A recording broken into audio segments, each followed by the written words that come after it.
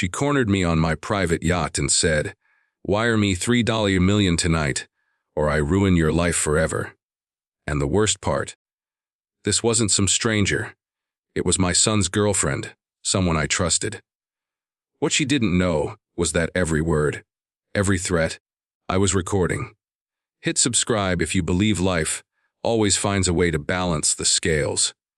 Because this story proves it. I always believed I had the perfect life. My name is Richard Stanton. I run a successful real estate empire in Miami, and my son, Alex, was my pride and joy. Alex had grown into a responsible, ambitious young man, and when he introduced me to his new girlfriend, Emily, I was cautiously optimistic. At first glance, she seemed perfect. Polite, charming, attentive. But something about her felt just slightly off. I shrugged it away. Sometimes a father's intuition is just paranoia, I told myself. It all started on a sunny Friday morning. I had decided to take Alex, Emily, and myself on a short vacation aboard my yacht. The Emerald Wave wasn't just any yacht. It was a floating palace, complete with a master suite, a private helipad, and a lounge that looked like it belonged in a 5-star resort. I wanted this trip to be a bonding experience, just the three of us, away from the noise of the city, from the endless calls, contracts, and obligations. I wanted to feel like a family, not just a father and a businessman. As we sailed out of Miami Harbor, the sunlight sparkled off the water, painting everything in golden hues. Alex was unusually excited, grinning like a schoolboy, while Emily leaned against the railing, her long hair blowing in the breeze, her smile perfect, practiced. I watched them, feeling a surge of pride. Maybe this trip would finally cement the relationship between us all. Maybe Emily really was the one for my son. But then came the little things. Small inconsistencies I tried to ignore. She would casually ask about my schedule, about investments, or even about our private accounts, always in a joking tone, but a joking tone that felt too pointed. She made frequent remarks about how much money I must make, how lucky Alex was to have me as a father. At first, I laughed these off, attributing them to harmless curiosity. Still, a tiny voice in my mind whispered, "Watch her. Just watch." That night, we had dinner in the yacht's lounge, under soft golden lights that made the polished wood gleam. Alex kept laughing at Emily's stories, completely unaware of the tension I felt. Emily, meanwhile, seemed almost too attentive to me, hanging on every word, tilting her head, smiling with a precision that felt rehearsed. I caught myself studying her, the way she leaned, the way her eyes flickered when I mentioned business, the subtle way her fingers tapped the table. Something wasn't right. I tried to shake it off. Maybe I was imagining it. After all, I had raised Alex to be cautious, even suspicious of people's motives. Maybe I was just projecting. But deep down, I couldn't shake the uneasy feeling that this trip was about more than family bonding. Emily had her own agenda, and I wasn't sure what it was yet. The next morning, we docked near a small private island I had leased for the weekend. It was supposed to be our sanctuary: white sand, turquoise water, palm trees swaying in the gentle breeze. I planned to take Alex snorkeling, to teach him a few tricks about sailing, to make this a memory we'd cherish forever. But Emily had her own plans. She insisted we go exploring the island together. Taking long walks, she said, were for fun. But I noticed she always veered conversations toward luxury, lifestyle, and financial independence.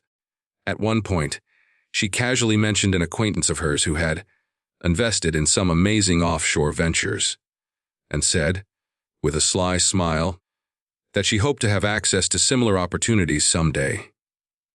I felt my stomach knot. Was it possible she was testing the waters, probing for information about my assets? I smiled politely, changed the subject, but the seed of doubt had been planted firmly in my mind. Later that evening, as I sat alone in my cabin reviewing some contracts on my laptop, I realized something. The yacht's cameras and smart systems could record not just navigation and security, but conversations as well. I had installed them years ago for safety reasons, but now they felt like my shield. I didn't know it yet, but they would soon play a pivotal role in an encounter that could change my life forever. As I lay in bed that night, listening to the soft lapping of waves against the hull, I couldn't shake the feeling that the perfect vacation, the perfect family bonding, was about to unravel. Emily's charm had a sharp edge, and I had an uneasy feeling that this weekend wouldn't be just about sun, sand, and laughter. Something was coming, something I hadn't prepared for, and deep down, I knew that I had to be ready. That night, I couldn't sleep. The moonlight spilled across the polished deck of the yacht, shimmering on the water like 1,000 tiny mirrors. I had barely eaten dinner, my mind racing with the unease I felt about Emily. Something about her composure during the day, the way she had steered every conversation toward wealth and access, had put me on edge. I tried to convince myself it was nothing, just a young woman curious about her future. But a knot of dread had taken residence in my chest. I was sitting alone in the lounge, nursing a glass of bourbon, when I heard the soft click of the cabin door. At first, I thought it was Alex returning from his late night stroll on the deck. But no, the shadow that appeared in the doorway was taller, more deliberate. Emily. She leaned against the frame, her smile sharp in the dim light, eyes glinting with something I couldn't quite place. "Richard," she said softly, almost sweetly. "Can we talk?" I nodded cautiously, gesturing for her to sit. There was something in her posture, the way she perched on the edge of the chair, that made me instinctively tighten my grip on my glass. I had no idea what was coming, but my instincts screamed at me that it was serious. "I know this is sudden," she began, her tone sugary, like the prelude to a trap. "But I need to be honest with you, and I need you to be honest with me." Her eyes never left mine. "You see, I've been thinking a lot about the future, about Alex, about us, and about you." I nodded slowly, keeping my expression neutral. Something about the word, "us," set off alarm bells. I waited for her to continue. "I can't keep pretending anymore," she said, leaning forward, her voice dropping to a whisper. "I know you're wealthy, Richard. I know how much control you have over everything in Alex's life, over your assets. And I know that if I'm going to have a future with him, I can't be left out." I frowned. Her words were veiled, but they carried an unmistakable weight. I felt a chill creep down my spine. "Emily, what are you saying?" I asked cautiously. She took a deep breath, as though preparing for a performance. "I'm saying, I need you to wire me $3 million by tomorrow morning. Otherwise," her lips curled into a half smile, half snarl, "I can make sure your reputation is destroyed. People will believe anything I say. Anything. One word from me and everything you've built gone." The world seemed to tilt on its axis. My stomach lurched. $3 million. Alex's fiancée, and the accusation, vague, terrifying, undefined, but heavy enough to ruin me. My mind raced, flipping through every possible scenario. Lawsuits, police investigations, media scandals, and all because of a young woman who, until a week ago, I had considered part of the family. You can't be serious," I managed, my voice tight. "Emily, this is extortion. You're threatening me, your fiancé's father, over money." She leaned back, the casual ease in her posture belying the venom in her words. "Call it what you want, Richard. I call it survival, and I call it securing what I deserve." Her eyes flickered toward the window, toward the moonlit waves, and back at me. "You can either do this quietly, or I make sure the world knows just how unsavory you can be." I forced a slow breath, trying to steady the storm of anger and disbelief raging inside me. Part of me wanted to lash out, to grab her and throw her off this yacht into the ocean, but reason and legal reality kept my hands on the armrest.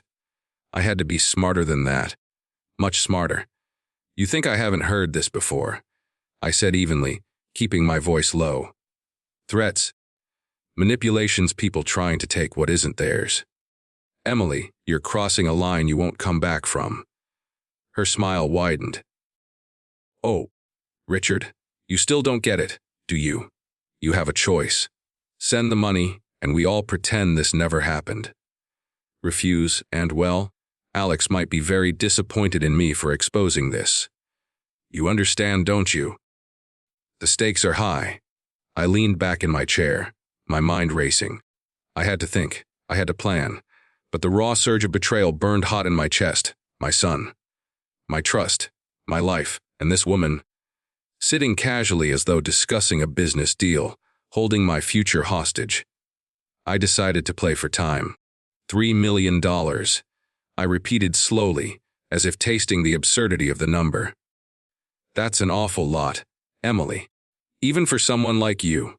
My tone was calm, almost conversational, but inside every nerve was electric. Her eyes glittered. I don't make the rules, Richard. I just enforce them.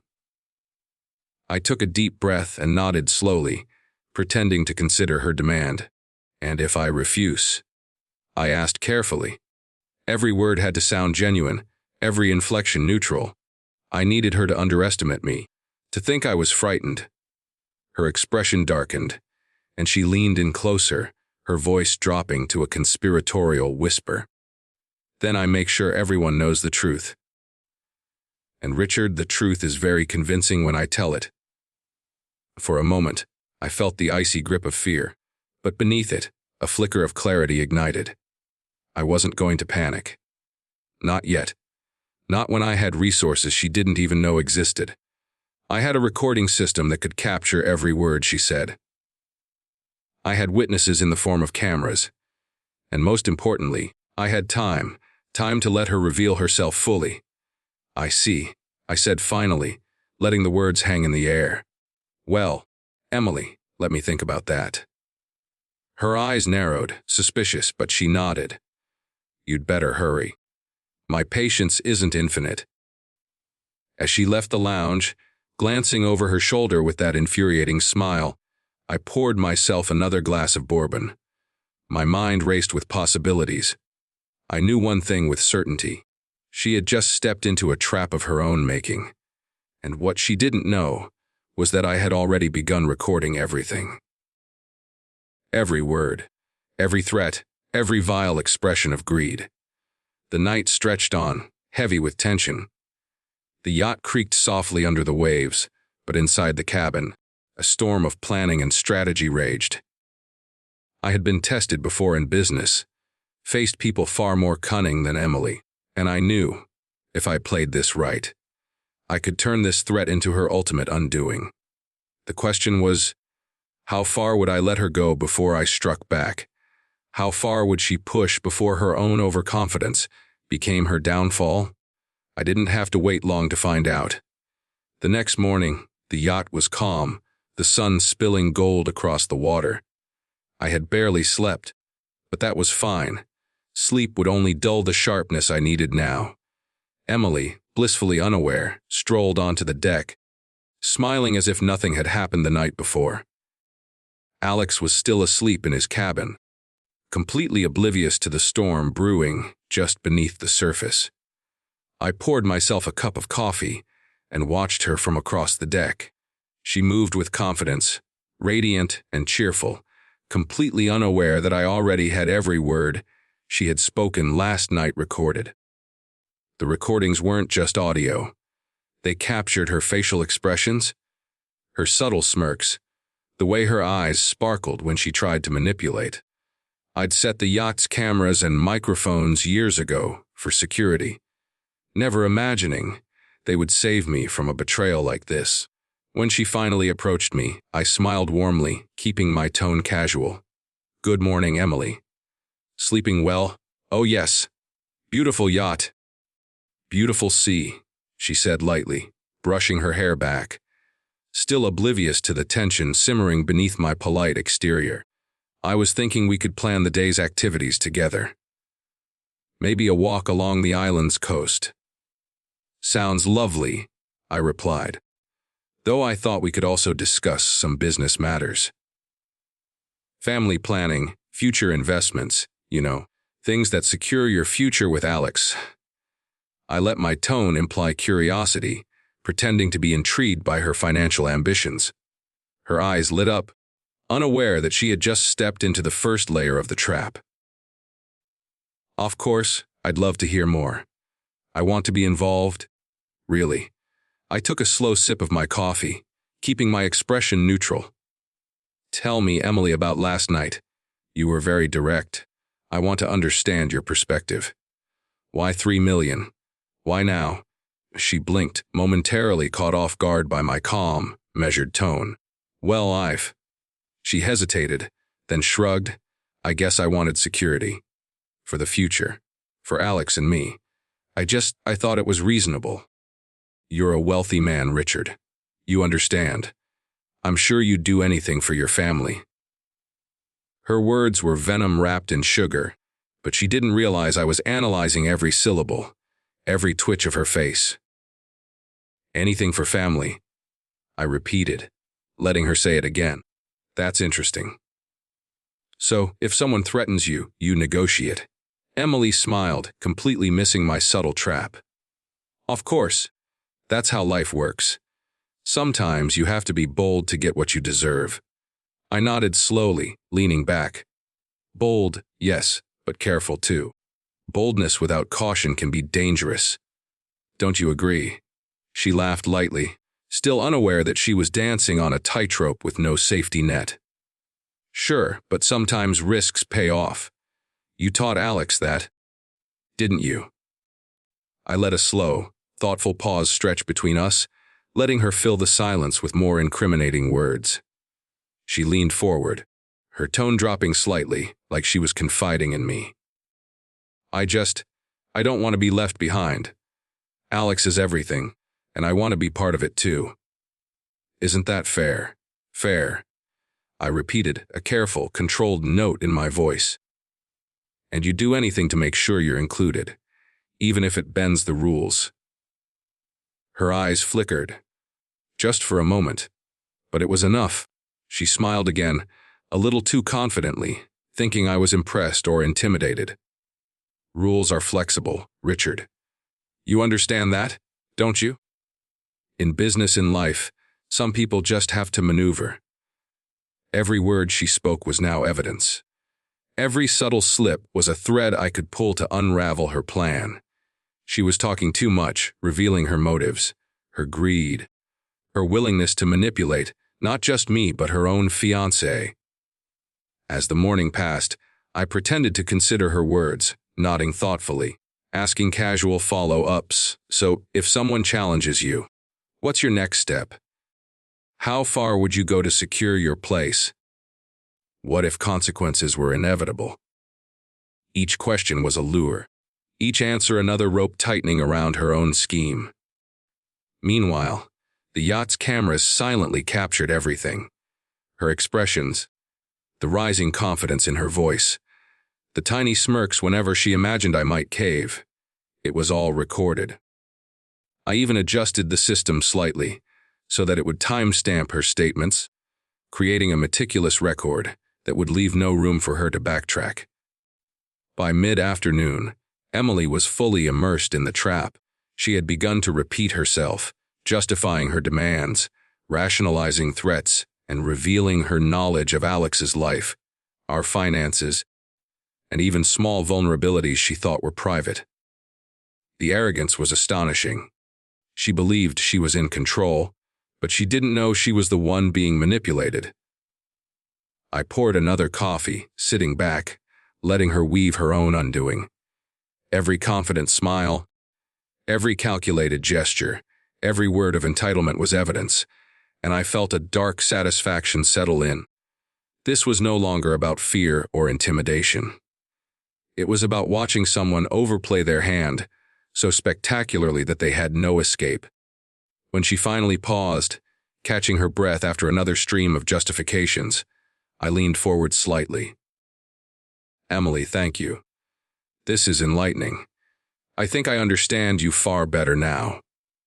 My voice was calm, almost gentle, but beneath it ran the promise of consequences. She smiled, oblivious to the storm gathering, just behind my composed demeanor. By the time the sun began to dip toward the horizon, painting the water in streaks of orange and pink, Emily had fully exposed herself. She had repeated her demands, her threats, and her manipulations with a boldness that I knew would be her downfall. I had everything I needed. Every confession, every veiled threat, every indication of extortion. The trap was set. And the moment she realized she had walked into it, well, that would come soon enough. The next morning, the yacht was unusually quiet. Alex was up early, stretching on the deck, oblivious to the tension that had been building for days. I had summoned him into the lounge under the pretense of showing him some family documents, but in truth, it was time. Time for the truth to come out. Time for Emily's carefully constructed mask to shatter. I called Emily into the lounge, pretending to look over some financial charts on my tablet. She walked in confidently, smiling as if nothing had changed, as if last night's threats were nothing more than a joke. But the moment she stepped inside, I noticed the slight hesitation in her eyes. Just a flicker. But enough for me to know she was sensing something. "Good morning, Emily," I said casually, keeping my tone calm, even warm. Alex and I were reviewing some recordings from the yacht's security system. Very interesting footage. Really. Her smile faltered ever so slightly. Recordings. What do you mean? I gestured toward the large screen in the lounge. Well, the yacht has its cameras everywhere. Just installed for safety, of course. But sometimes, it records more than we expect. I tapped a few buttons on my tablet, and the screen came alive. There she was, from last night, leaning close, whispering her threats, smiling as she told me exactly what she wanted and how she planned to get it. Every word she had said, every tone, every inflection, all captured. Emily's face went pale. Her carefully constructed confidence crumbled in real time as she realized she had been exposed. "Yo, you can't," she stammered, the words catching in her throat. "This isn't. It's not." I leaned back, letting the silence stretch, giving her no way to escape. "It is, Emily. Every word, every threat, every demand. It's all here. Do you see now what happens when someone overplays their hand?" Alex stepped closer, his eyes wide with confusion. "What's going on?" he asked, his voice tinged with disbelief. I motioned toward the screen. "Alex, watch closely." The video played again, Emily's threats echoing in the lounge, the tone and intent undeniable. She tried to extort me.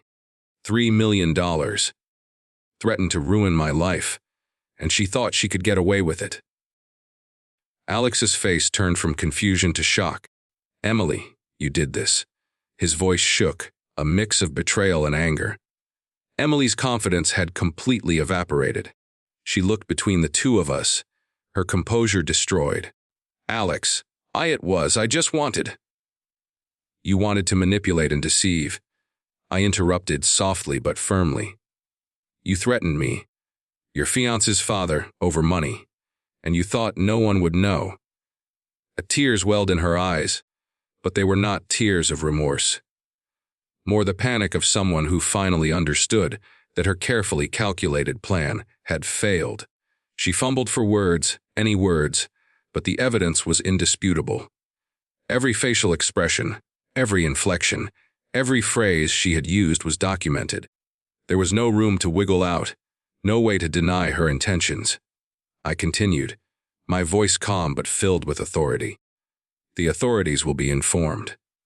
Every recording, every detail, everything she said is now evidence."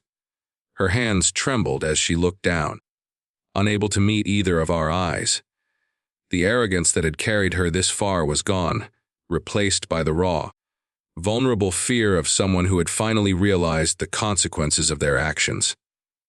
Alex's face hardened. "I can't believe you. How could you do this?" To me, to him. He gestured at me. "To my father. We trusted you." Emily had no answer. There was nothing she could say. Her betrayal was laid bare, fully exposed, and the consequences were unavoidable. In that moment, justice was served not through confrontation, not through anger, but through patience and careful strategy. As the reality settled over her, I felt a sense of grim satisfaction. The threat that had hung over us like a storm cloud was gone. The lesson was clear. Arrogance and greed can unravel even the most meticulously planned schemes when met with calm, calculated resistance. The yacht was silent again, but this time it was a quiet born of resolution rather than tension. Alex put a hand on my shoulder, gratitude and relief mixing with lingering shock. Emily remained seated, stunned and defeated, finally understanding that she had misjudged the one person she thought she could manipulate. The trap had worked perfectly. And what she didn't know, until the very end, was that her own words, her own greed, had written her downfall. The aftermath was quieter than I expected. The yacht, once filled with tension, now seemed almost serene, the sun casting a gentle glow across the deck, as if washing away the storm from the previous days. Alex and I sat together, looking out over the water, letting the calm settle in. It was a rare moment of peace, one I cherished more than any deal, any contract, or any yacht in the world. Alex finally spoke, his voice low and thoughtful. "Dad, I can't believe this happened. I mean, Emily, she seemed so perfect. How could I have been so blind?" I placed a hand on his shoulder, squeezing it gently. "Son, charm can be deceiving. People show you what they want you to see. That's why trust is earned, not given blindly. You weren't blind. You just didn't see her true intentions until the situation demanded it." He nodded, processing the gravity of the betrayal. "I feel angry. I feel embarrassed. And I feel grateful you were careful. That you knew something was off and handled it the way you did." I smiled faintly. Carefulness, patience, and strategy. That's how we handle threats in life, Alex. Not with fear or anger, but with clarity. You've got to think ahead, observe, and make your moves when the moment is right. That's what separates someone who survives from someone who falls. Alex exhaled, the tension in his body slowly releasing. I wish it hadn't been Emily. I wish it had never come to this. I understood. The betrayal cut deep, not just because of the money or the threat, but because it had come from someone who was supposed to be part of our family. I know, son. But life has a way of showing people for who they really are. And sometimes, the best way to protect the people you love is to let the truth reveal itself. As for Emily, she had been escorted off the yacht under the watchful eye of the authorities. Her threats, once so bold and confident, had dissolved into panic and desperation. It was a lesson she would carry with her forever. Deceit and manipulation can only succeed if the target is blind or knave.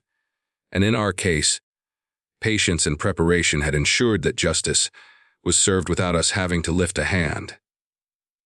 I leaned back in my chair, sipping the last of my coffee, reflecting on the experience.